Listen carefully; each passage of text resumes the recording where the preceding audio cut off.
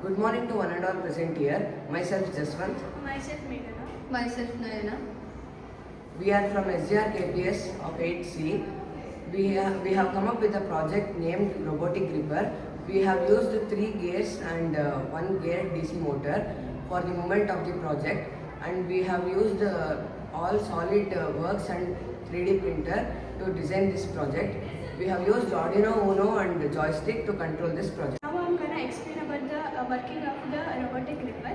When the DC motor runs in the forward direction, the end is connected with the links. When it expands. When it runs in the reverse direction, it retracts. So the robotic gripper is used in picking and placing objects.